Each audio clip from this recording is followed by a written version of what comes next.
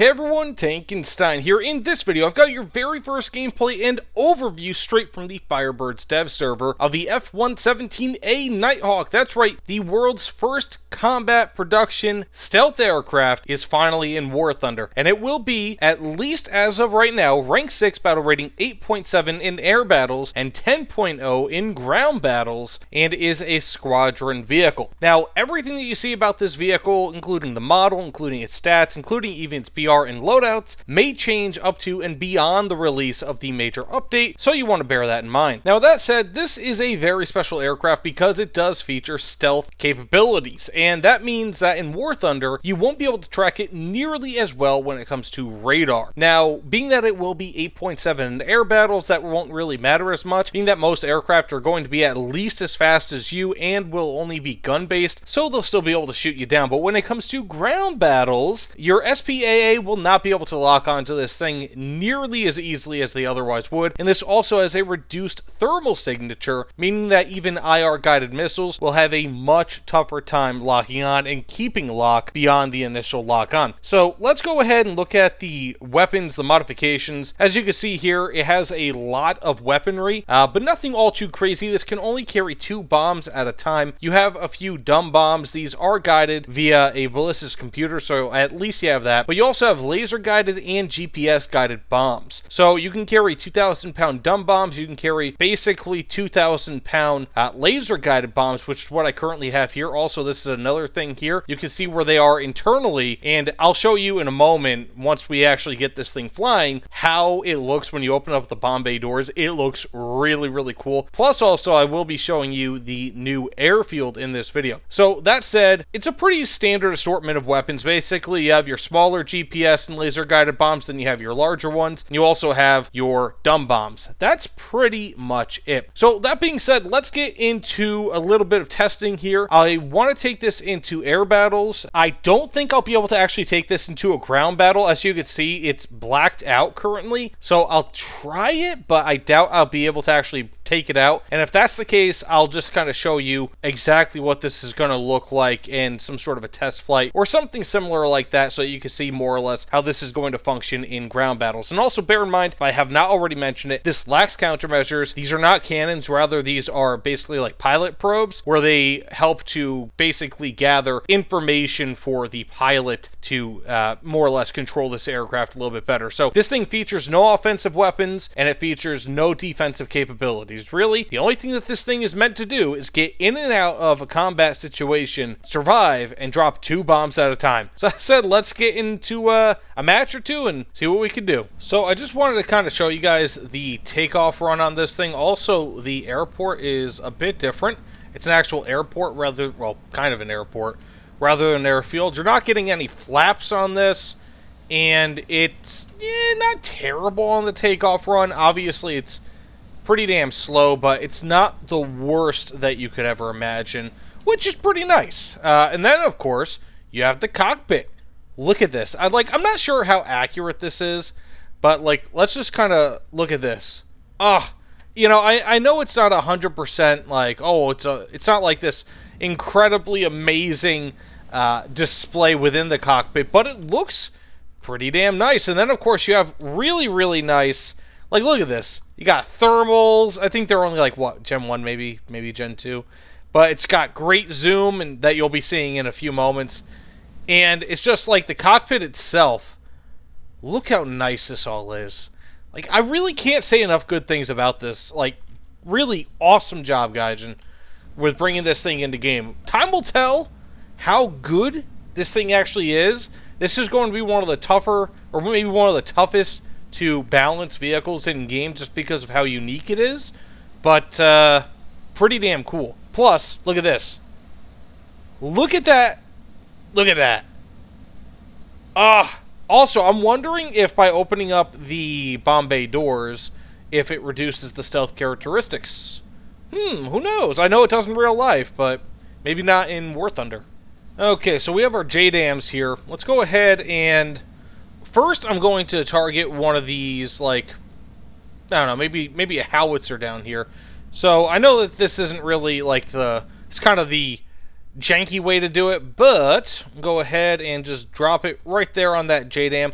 And one of the great things is that because these are GPS-guided bombs, they are basically just fire and forget. Now, you do not get to change the course of action once the bomb is dropped, so it should hopefully start turning down really, really soon. And then, of course, I'm going to go a little bit higher for this thing here. Now, you also want to make sure that you're kind of bombing relatively close to wherever you're going to want to hit. But hopefully I was able to hit that first target. I'm not entirely sure if I did or if it's still dropping. Oh, good. We got ourselves a kill. 2 kills.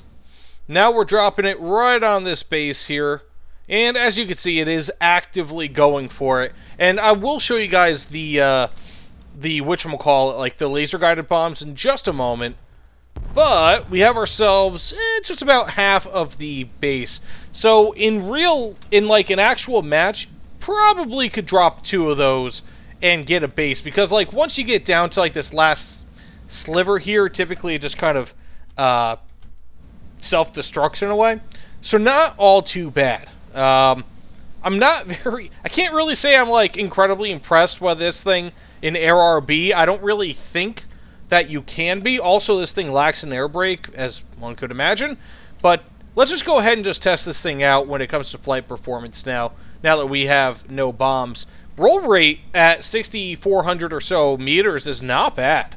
I'm actually genuinely surprised at that. Turn time, let's see. I mean, okay. It's not really bleeding speed too terribly.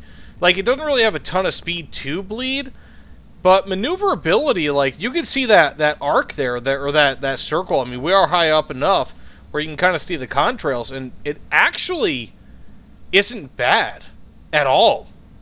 I just kind of circled within the circle there. This is not all that bad when it comes to maneuverability. I mean, there's not really all too much you can do. Really, you have to rely on the passive features of this aircraft, again, being the stealth characteristics, namely the IR coating plus the IR, like the fact that this thing has lower thermal signatures, plus the fact that, of course, it's going to be much tougher to lock on via radar. Not impossible, mind you, but much tougher. So I'm going to go ahead and land. Might test out conventional bombs. We'll see if this match is over by the time I get back up here. Then, then we'll just kind of skip over to the test drive. But, conventional bombs, hey, who knows, right? Like, I mean, it's not really going to be a popular option with this thing, but pound for pound, they are more effective than laser-guided and, GPS-guided bombs, just because they weigh less and they have about the same amount of explosive filler. So, pound for pound, they're more effective, but when it comes to actual battle effectiveness, not nearly as much. But let's go ahead and land. Okay, this thing isn't too terrible to land. As I skid on the airfield, I wasn't even coming in all that hot, or like flying really low. That's silly. There's no drag chute, but I could see where this might be a bit of a danger, like where people might have a tough time landing this thing. Being that, especially if it's on a short landing, being that you do not have any air brakes with this, or flaps. So with that match out of the way, I kind of want to show you guys the new airfield in test drive. And this is wonderful. Like, this is amazing. I really, So now you can bomb bases. That's awesome. There's also a whole bunch more and varied targets. There are frigates that you can attack. There's a destroyer. There's a fast attack ship. It's just awesome to see this in War Thunder, because the old airfield was years and years and years old. To actually be able to get this is just so wonderful. So let's just kind of fly up here, test out. I now have the GBU-10 Paveway 2s, which are laser guided, and we can go drop this on a host of different vehicles here. I'm going to try out for maybe a frigate or destroyer first, and then maybe some other tank or maybe like a base or something and kind of go from there. But first, we have to gain altitude. And I don't know if you guys can hear or not hear it, but this thing is silent. I mean, like, really, really silent. It's pretty remarkable. So we're going to go ahead and swing around here, go for this destroyer and open up the bomb bay. I'll never get tired of that, by the way, guys. Like, that is just so freaking cool. Kind of pre-mark it a little bit there. I know I didn't really mark it, but that's not too big of a deal. Go ahead and drop a bomb. And we have 12 seconds till it makes impact. Let's go ahead and track this thing. It will land more or less right inside. That looks like a Russian destroyer, the Bravi. And boom! Ah, that's so cool. I wonder if it's going to whatchamacallit, just destroy that the destroyer, or sink it rather, is more what I mean to say. So we're going to keep on flying here. I'm going to go back around, maybe for another go here. Let's see if we can get this. You want to more or less make it in line with it.